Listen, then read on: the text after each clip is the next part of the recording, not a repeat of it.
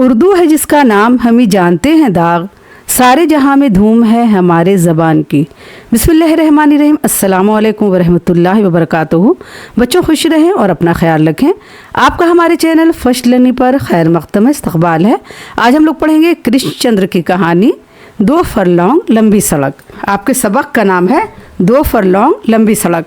तो सबसे पहले हम कृष्णचंद्र की हालत ज़िंदगी पढ़ लेते हैं, फिर कहानी का खुलासा पढ़ेंगे और उसके बाद सवाल जवाब पढ़ेंगे। तो जब मैं कहानी बताऊंगी तो कहानी में क्या है, थोड़ा फ़ोटो भी डालूंगी, थोड़ा एनिमेटेड कहानी होगा आपका और बिल्कुल सिनेमेटिक टाइप का होगा जो आपको पढ़ने में बहुत मज़ा आएगा। तो आप पूरी वीडियो को ज़रूर देखिएगा। जो कहानी में बताऊँगी बिल्कुल सिनेमेटिक टाइप का होगा। इसमें क्या है, सारे फ़ोटो के साथ आपको कहानी बताऊंगी। तो आप पूरी वीडियो को देखिएगा, अच्छे से देखिएगा और स्किप किए बगैर देखिएगा। आपको जो आज की वीडियो है देखने में बहुत मज़ा आएगा और आपको बहुत अच्छा लगेगा वीडियो देखने में। अगर वीडियो अच्छी लगे तो आप हमें सब्सक्राइब और लाइक कीजिएगा और हमें कमेंट ज़रूर कीजिएगा कि आज की वीडियो आपको कैसी लगी। तो सबसे पहले हम कृष्णचंद्र की हालत ज़िंदगी पढ़ लेते हैं, फिर कहानी का खुलासा पढ़ेंगे। कृष्णचंद्र की पैदाइश 1914 ईस्वी में हुई और इनका इंतकाल 1977 ईस्वी में हुआ। 1914 में इनकी पैदाइश हुई और 1977 में इनका इंतकाल हुआ। कृष्णचंद्र वज़ीर आबाद ज़िला गुजरानावाला पंजाब में पैदा हुए। इनके जो ज़िले का नाम है वो वज़ीर आबाद है और गुजरानावाला पंजाब में पैदा हुए। इनकी इब्तदाई तालीम पूंछ जम्मू कश्मीर में हुई और इनकी इब्तदाई तालीम पूंछ यानी जम्मू कश्मीर में हुई। 1930 ईस्वी के बाद आला तालीम के लिए लाहौर आ गए और 1930 ईस्वी के बाद आला तालीम हासिल करने के लिए वो लाहौर चले गए। फोरमैन क्रिश्चियन कॉलेज में दाखिला ले लिया। 1934 में पंजाब यूनिवर्सिटी से अंग्रेज़ी में एमए किया। इसी ज़माने में कृष्णचंद्र को ऑल इंडिया रेडियो लाहौर में मुलाजमत मिल गई और उन्होंने पंजाब यूनिवर्सिटी से अंग्रेज़ी में एमए किया 1934 ईस्वी में। इसी ज़माने में कृष्णचंद्र को ऑल इंडिया रेडियो में मुलाजमत मिल गई। कहाँ? लाहौर में। लाहौर में उन्हें ऑल इंडिया रेडियो में नौकरी मिल गई, मुलाजमत मिल गई यानी नौकरी मिल गई। इस सिलसिले में उन्होंने कुछ वक्त दिल्ली और लखनऊ में भी गुजारा और अपनी नौकरी के सिलसिले में उन्होंने कुछ वक्त दिल्ली और लखनऊ में भी गुजारा। इसके बाद इनका ताल्लुक़ फ़िल्मी दुनिया से हो गया और वो अपने आखिरी वक्त तक मुंबई में रहे और उसके बाद उनका ताल्लुक़ कहाँ से हो गया? फ़िल्मी दुनिया से हो गया। वो फिल्मों में लिखने लगे और आखिरी वक्त तक वो मुंबई में रहे।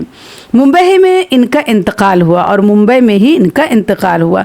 प्रेमचंद के बाद जिन अफसाना निगारों ने उर्दू अफसाने को नई बुलंदियों तक पहुंचाया, इनमें बेदी, मंटो, असमत चुगताई और कृष्णचंद्र के नाम मुमताज़ हैं। हम जानते हैं कि मुंशी प्रेमचंद ने बहुत सारे अफसाने लिखे हैं और उन्होंने अफसाने को क्या है, बुलंदी पर पहुंचा दिया। लेकिन मुंशी प्रेमचंद के बाद जिन अफसाना निगारों ने उर्दू अफसाने को नई बुलंदी पर पहुंचाया है उनमें कौन है? राजेंद्र सिंह बेदी हैं, सादत हसन मंटो हैं, असमत चुगताई और कृष्णचंद्र हैं। इनके नाम क्या? मुमताज़ हैं। और कृष्णचंद्र को आज हम पढ़ रहे हैं। तरक्की पसंद तहरीक से इनका गहरा ताल्लुक़ था। आपको पता है 1936 ईस्वी में तरक्की पसंद तहरीक हुआ था और तरक्की पसंद तहरीक से इनका क्या है, गहरा ताल्लुक़ था। इस ताल्लुक़ का असर इनकी कहानियों और नावलों में बहुत नुमाया है और जो तरक्की पसंद तहरीक से वो वाबस्ता थे, उससे जुड़े हुए थे, तो उनका असर इनकी कहानी में भी मिलता है और नावल में भी मिलता है। कृष्णचंद्र ने नावल, अफसाने, ड्रामे, रपूरताज और मुज़ामिन लिखे हैं, लेकिन इनकी बुनियादी हैसियत अफसाना निगार की है। इन्होंने सब कुछ लिखा है, नावल भी लिखा, अफसाने लिखे, ड्रामे लिखे, रपूरताज लिखा, लेकिन इनकी बुनियादी हैसियत क्या है? अफसाना निगार की है।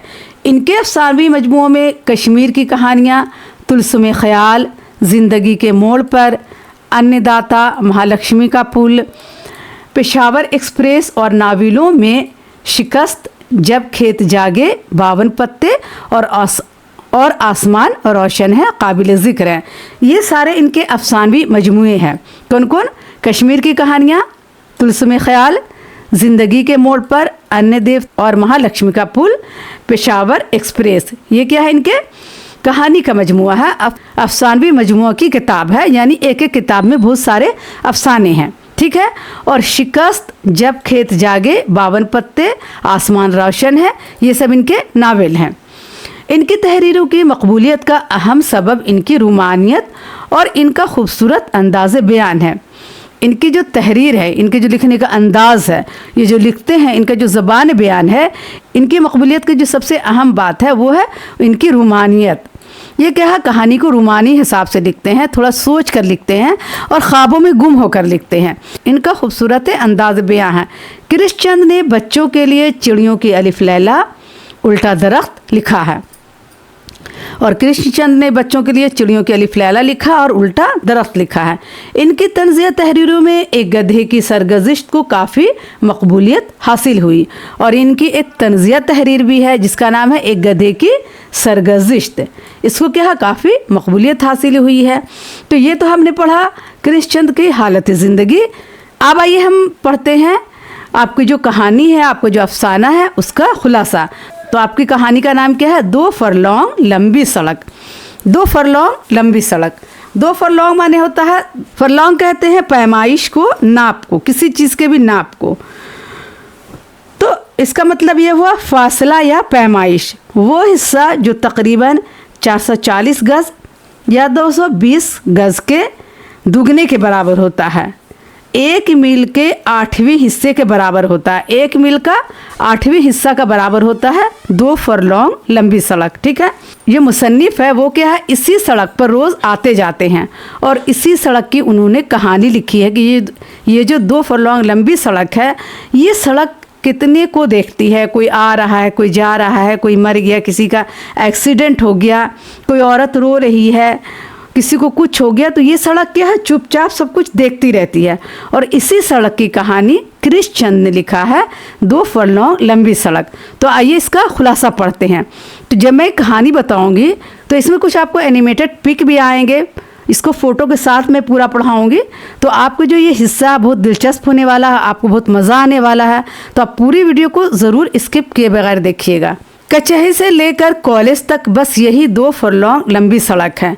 ये कचहरी से कॉलेज तक क्या है, 2 फरलॉन्ग लंबी सड़क है, यानी 240 गज़ लंबी सड़क है, जिस पर से मुझे रोज़ गुज़रना पड़ता है, जिस पर से रोज़ मुसन्निफ़ गुज़रते हैं। कौन है मुसन्निफ़? कृष्णचंद हैं, और वो रोज़ जाते हैं इसी रोड पर से। सड़क पर शीशम के दरख्त दोनों तरफ खड़े हैं और सड़क के दोनों तरफ क्या है, शीशम के दरख्त हैं जिस पर गिद्ध बैठे रहते हैं। मैं 9 साल से लगातार इसी सड़क से आता जाता हूँ। इसमें कभी कोई गड्ढा या शगाफ नहीं देखा। गड्ढा यानी गड्ढा, शगाफ यानी फटा हुआ। ये सड़क से क्या है, 9 साल से लगातार कृष्णचंद आ रहे हैं, जा रहे हैं, लेकिन इन्होंने इस सड़क में न गड्ढा देखा न शगाफ देखा, यानी फटा हुआ उन्होंने नहीं देखा।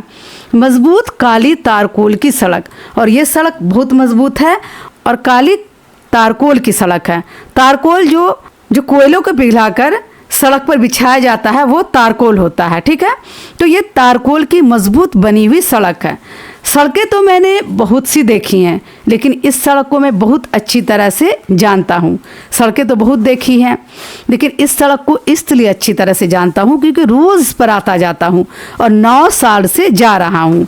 ये सड़क लॉ कॉलेज तक चली गई है और ये सड़क लॉ कॉलेज तक गई है। 2 फरलॉन्ग लंबी सड़क, और मैं इस सड़क पर 9 साल से लगातार आमद रफ्त करता हूँ। आमद रफ्त यानी आना जाना, आमद यानी आना और रफ्त यानी जाना, यानी 9 साल से मैं लगातार इस सड़क पर आ रहा हूँ, जा रहा हूँ। ना तो इसकी शक्ल ही बदलती है और ना ही इसकी रंगत में कोई फ़र्क आया है। ये सड़क किसी की परवाह नहीं करती। सैकड़ों हज़ारों इंसान, घोड़े, गाड़ियाँ, मोटर इस पर से हर रोज़ गुज़रती हैं, मगर इसमें कोई तब्दीली नहीं आती है।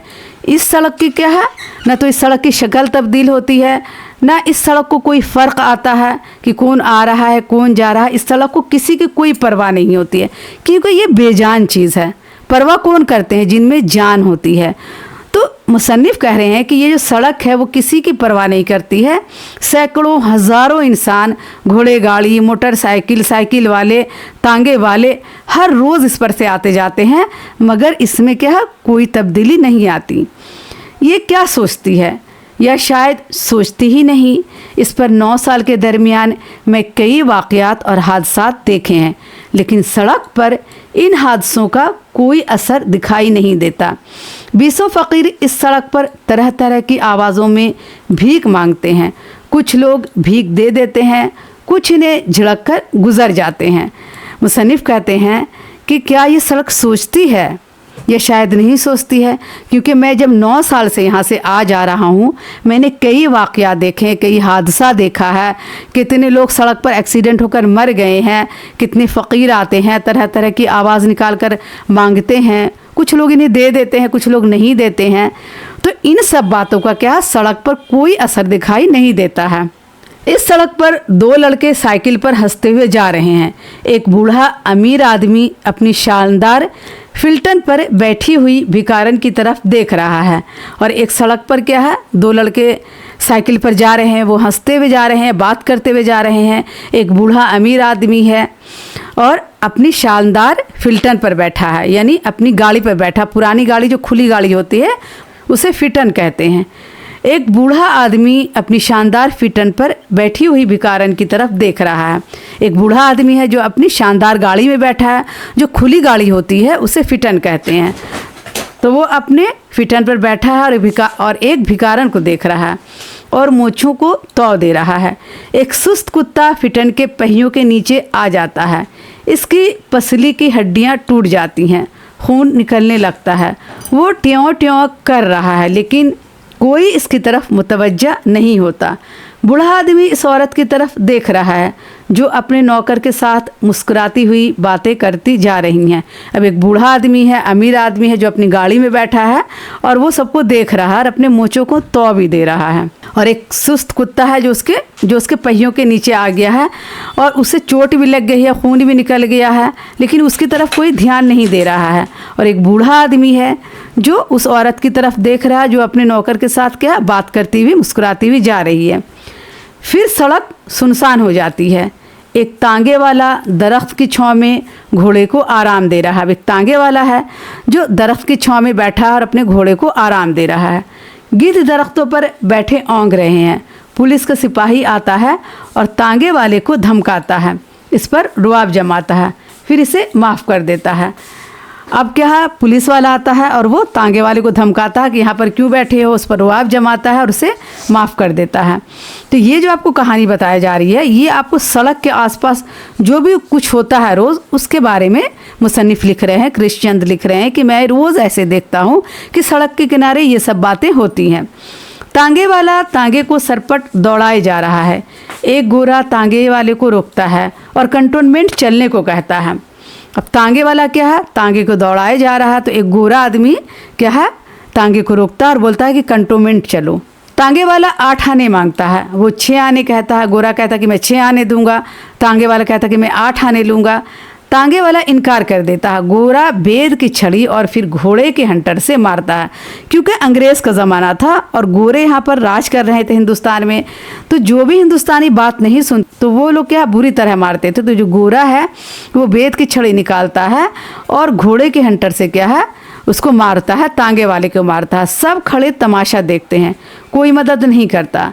सिपाही जब आता है तो वो ये भी तांगे वाले से साहब से माफ़ी मांगने को कहता है। पुलिस वाला आता है तो वो क्या कहता है कि साहब से माफ़ी मांगो। तांगे वाले को क्या कहता है कि तुम साहब से माफ़ी मांगो। सड़क फिर सुनसान हो जाती है। शाम के धुंधलके में बिजली के कुमकुमे रोशन हो जाते हैं। कचहरी की तरफ से चंद ज़रूरी बातें करते गुज़रते हैं। फिर क्या शाम हो जाती है और सड़क क्या सुनसान हो जाता है और बिजली के कुमकुमे जल रहे हैं, हल्की रोशनी हो रही है और कचहरी की तरफ से कुछ लोग ज़रूरी बातें करते हुए आ रहे हैं। बीवी की, बच्चों की, भाई बहन की, माँ बाप की बातें। फटी हुई धोतियाँ, नंगे पाँव, थके हुए कदम। इन्हें पेट, भूख, बीमारी, पैसों के अलावा कुछ याद नहीं। ये ना आज़ादी चाहते हैं ना हुर्रियत। कुछ लोग ऐसे होते हैं, गरीब होते हैं, जो नंगे पाँव चलते हैं, इनकी धोती भी फटी हुई है, इन्हें सिर्फ भूख है, इनके पेट में भूख है, बीमारी है, इनको पैसे के अलावा कुछ याद नहीं रहता। इनको ये भी नहीं पता कि आज़ादी क्या है, इनको आज़ादी नहीं चाहिए और ना तो इनको हुर्रियत चाहिए। हुर्रियत माने भी होता है आज़ादी। किसी की बात ना मानना, किसी के अंडर ना रहना। तो इन लोगों को, इन गरीब लोगों को ना तो आज़ादी चाहिए और ना किसी की ग़ुलामी से आज़ादी चाहिए। दो औरतें, एक बूढ़ी दूसरी जवान, उपलों के टोकरे लेकर सड़क से गुजरती हैं। जवान औरत की चाल तेज़ है, बूढ़ी औरत के चेहरे पर झुर्रियाँ हैं और इसकी चाल मध्यम है। वो बेटी से रुकने को कहती है। वो कहती है अभी जाकर रोटी पकानी है। बूढ़ी अच्छा बेटी कहकर फिर चल पड़ती है। अब दो औरतें के यहाँ इस सड़क पर से जा रही हैं, एक जवान है, एक बूढ़ी है। जवान औरत के सर पर क्या है, उपलों के ढलिया है। जवान औरत क्या है, तेज़ी से चल रही है। बूढ़ी औरत के चेहरे पर झुर्रियाँ हैं, चाल भी मध्यम है। वो बेटी से कहती कि बेटी ज़रा सा रुक जा, आहिस्ता चल। तो बेटी कहती है कि माँ अभी घर जाकर रोटी भी पकाना है। तो बूढ़ी औरत कहती है कि ठीक है, कोई बात नहीं, और फिर वो चल पड़ती है। वो सदियों से इसी सड़क पर चल रही है। हाँपती काँपती इसकी झुर्रियों में गम है, भूख और फिक्र है, और ग़ुलामी और सदियों की ग़ुलामी। इसकी झुर्रियों में गम है और भूख और फिक्र और ग़ुलामी और सदियों की ग़ुलामी। 3-4 नौखेज़ लड़कियां भड़कीली साड़ियां पहने बाहों में बाहें डाले हुए जा रही हैं। शिमला की पहाड़ी की बातें, लॉरेंस गार्डन और अनारकली की बातें और रिगल की बातें। आज सड़क पर सजावट है, झंडियाँ लगी हैं, कोई बड़ा आदमी आ रहा। सड़क पर क्या सजावट भी होती है, जब कोई बड़ा आदमी आता है तो सड़क को क्या सजाया भी जाता है। स्कूली बच्चे कतार में खड़े इंतज़ार कर रहे हैं। इनके हाथों में छोटी छोटी झंडियाँ हैं, इनके लबों पर पेड़ियाँ जम गई हैं। और ये जो बच्चे खड़े हैं इनके लबों पर क्या है, पेड़ियाँ जम गई, यानी सूख गए हैं होंठ। धूप में इनके चेहरे तमतमा रहे हैं। 1.5 घंटा इंतज़ार में गुजर गया। पहले वो हंस कर बातें कर रहे थे, अब वो थक चुके हैं। बच्चे क्या खड़े हैं, 1.5 घंटे से खड़े हैं। जब वो शुरू में आए थे तो बड़ा हंस कर बातें कर रहे थे, अब वो बच्चे क्या थक चुके हैं। चंद लड़के एक दरख्त की छांव में बैठ गए। मास्टर ने उन्हें उठाया। एक लड़के ने पानी मांगा, मास्टर ने क्या उसे डांट देता है। 2 मिनट 3 मिनट आधा घंटा बच्चे पानी मांग रहे हैं। मास्टर इसे नज़रअंदाज करके इन्हें इस्तकबाल की हिदायत दे रहे हैं। मोटरसाइकिलों की फटफट, झंडियाँ हिल रहे हैं, नारे लग रहे हैं। बड़ा आदमी गुजर जाता है, लड़कों की जान में जान आ जाती है। खोंचा वालों की सदाएं आने लगती है। म्यूनसिपैलिटी का छकड़ा छिड़काव कर रहा है। म्यूनसिपैलिटी का छकड़ा छिड़काव कर रहा है, यानी म्यूनसिपैलिटी का जो लड़का है वो छिड़काव कर रहा है। छकड़े का बैल ज़ख्मी है। छकड़े वाला सर्दी को भगाने के लिए गाना गा रहा है। और छकड़े वाला क्या है, सर्दी को भगाने के लिए गाना गा रहा है। एक बूढ़ा गिद्ध सड़क के किनारे मरा पड़ा है। सड़क ये सब कुछ देखती है मगर टस से मस नहीं होती। सड़क क्या है, इतनी सारी चीज़ें देखती है, रोज़ होने वाली चीज़ें देखती हैं, आने वाले जाने वाले को देखती है। कोई ज़ख्मी है, किसी का एक्सीडेंट हो गया, कोई मर गया, सड़क पर कोई बड़े लोग आ रहे हैं। सड़क हर कुछ देखती है मगर टस से मस ना होती है, मगर टस से मस नहीं होती है। मैं गुस्से की हालत में सोचता हूँ, अगर इस सड़क को बारूद से उड़ाया जाए तो फिर क्या हो। एक धमाके के साथ इसके टुकड़े फिज़ा में उड़ते फिरेंगे, मुझे कितनी खुशी हासिल होगी। और मुसन्निफ़ सोचते हैं गुस्से में कि सड़क को कोई असर नहीं होता, मगर अगर मैं इस सड़क को बारूद से उड़ा दूं तो फिर क्या होगा। एक धमाके के साथ क्या इसके टुकड़े फ़िज़ा में उड़ते फिरेंगे, मुझे कितनी खुशी हासिल होगी। कभी कभी सड़क पर चलते हुए मेरा जी चाहता है कपड़े फाड़कर नंगा नाचने लगूं और चिल्ला चिल्ला कर कहूँ मैं इंसान नहीं पागल हूँ, मुझे इंसान से नफ़रत है, मुझे पागल खाने की ग़ुलामी बख्श दो। मगर सड़क खामोश है। लेकिन सड़क क्या खामोश है, तुम कुछ भी कर लो, नंगा नाच लो, चिल्लाओ, पागल बन जाओ, कुछ भी कर लो, सड़क क्या है, खामोश है। और वो खामोशी से सब कुछ देखती रहती है और उसे कोई फ़र्क नहीं पड़ता है। ठीक है, तो ये तो आपकी कहानी थी। अब आइए मुश्किल सवाल जवाब देख लेते हैं। सवाल नंबर 1 है, तांगे वाले को गोरे ने क्यों मारा। तो बच्चों, इस मौजू पर आगे बढ़ने से पहले मैं आपसे गुजारिश करूंगी कि आपने अगर हमारे चैनल को अभी तक सब्सक्राइब नहीं किया है तो प्लीज़ प्लीज़ प्लीज़ सब्सक्राइब करें, लाइक करें और अपने दोस्तों को ये वीडियो ज़्यादा से ज़्यादा शेयर करें। और मैं आपके लिए बहुत मेहनत से वीडियो बनाती हूँ, मुझे वीडियो बनाने में कई घंटे लग जाते हैं, 4 से 5 घंटे लग जाते हैं। तो अगर आपको लगे कि मैं आपके लिए मेहनत करती हूँ तो प्लीज़ हमें एक सुपर थैंक्स ज़रूर भेजें और लाइक और सब्सक्राइब करें और अपने दोस्तों को ये वीडियो ज़्यादा से ज़्यादा शेयर करें। ठीक है, और एक सुपर थैंक्स हमें ज़रूर भेजें। तो जवाब लिखेंगे तांगे वाला कंटोनमेंट के 8 आने मांग रहा था और गोरा सिर्फ 6 आने किराया देना चाहता था। इसी वजह से गोरे ने क्या है, तांगे वाले को मारा। जब तांगे वाले ने उसे ले जाने से इनकार कर दिया तो गोरे ने उसे बेद और हंटर से खूब मारा। सवाल 2 है, बड़े आदमी के इस्तकबाल की अफसाना निगार ने क्या झलक दिखाई है। तो जवाब लिखेंगे बड़े आदमी के इस्तकबाल की अफसाना निगार ने यूँ झलक दिखलाई है। आज सड़क पर सुर्ख हलवान बिछा है। सुर्ख हलवान यानी सुर्ख बुरादा बिछा है, जो बारीक चूरा होता है ईंटे का, उसी को बिछाया गया है। आर पार झंडियाँ लगी हैं, जा बजा पुलिस के सिपाही खड़े हैं। स्कूल के छोटे छोटे लड़के नीली पगड़ियाँ बांधे सड़क पर 2 रवैया कतारों में खड़े हैं। इनके हाथों में छोटी छोटी झंडियाँ बंधी हैं, यानी सड़क पर क्या है, दोनों साइड कतारों में खड़े हैं और इनके हाथ में क्या है, छोटी छोटी झंडी भी लगी हुई है। कहानी के इस मंजर का बयान कीजिए जिसने आपको सबसे ज़्यादा मुतासिर किया। तो हम जवाब लिखें कहानी में सबसे ज़्यादा मुतासिर करने वाला मंजर जब 2 औरतें, एक बूढ़ी और एक जवान, उपलों को टोकरे उठाए खच्चरों की तरह हाँपती हुई गुजर रही हैं। जवान औरत की चाल तेज़ है और बूढ़ी औरत कहती है, बेटी ज़रा ठहरो। बूढ़ी औरत के चेहरे पर बेशुमार झुर्रियाँ हैं। इसकी चाल मध्यम है, इसके लहजे में बेकसी है। बेटी ज़रा ठहर, मैं थक गई मेरे अल्लाह। माँ कहती है, जो बूढ़ी है, अम्मा अभी घर जाकर रोटी पकानी है, तू तो बौली हुई है। बेटी कहती है, अच्छा बेटी अच्छा, अच्छा बेटी अच्छा बेटी। बूढ़ी औरत जवान औरत के पीछे भागती हुई जा रही है। बोझ के मारे इसकी टांगें कांप रही हैं, इसके पांव डगमगा रहे हैं। इसकी झुर्रियों में गम है और भूख और फिक्र और ग़ुलामी और सदियों की ग़ुलामी। ये सीन क्या है, पढ़कर आपको बहुत ही अच्छा लगेगा और ये सीन काफ़ी अच्छा है भी। ठीक है। सवाल 4 है, सड़क के किसी ऐसे मंजर को बयान कीजिए जो आम तौर पर सड़कों पर देखने को मिलता है लेकिन इसकी कहानी में इसका जिक्र नहीं है। आपको ऐसा मंजर बयान करना है जो आम तौर पर हमेशा देखने को मिलता है लेकिन इस कहानी में इसका जिक्र नहीं है। ठीक है। दिल्ली में आप कहीं भी चले जाएं, सड़क पर आपको चाट पकौड़े और दही भल्ले और पानी के बताशे वाले, पान वाले, फल वाले, यहाँ तक कि रेहड़ी में सब्जियाँ बेचने वाले भी मिल जाएंगे। एक कोने में छोले वाले छोले बेचता नज़र आता है तो इसके बराबर में लस्सी बिकती नज़र आती है। इसके करीब रुमाल वाला रुमाल बेचता है और पानी का ठेला लगाए पानी वाला नज़र आएगा। तो ये सीन तो हर जगह होता है। आप जा कर के यहाँ शाहीन बाग सब्ज़ी मंडी में भी देख लें तो ये सारे सीन आपको नज़र आ जाएंगे। तो इस सीन को आप लिख सकते हैं, ये बहुत बेहतरीन सीन है। उम्मीद है आपको कहानी अच्छी लगी होगी। अगर कहानी अच्छी लगे तो हमें एक कमेंट ज़रूर लिखें और आपसे एक बार फिर गुजारिश है कि आपने अगर हमारे चैनल को अभी तक सब्सक्राइब नहीं किया है तो प्लीज़ प्लीज़ प्लीज़ लाइक करें, सब्सक्राइब करें और अपने दोस्तों को ये वीडियो ज़्यादा से ज़्यादा शेयर करें। अल्लाह हाफिज़।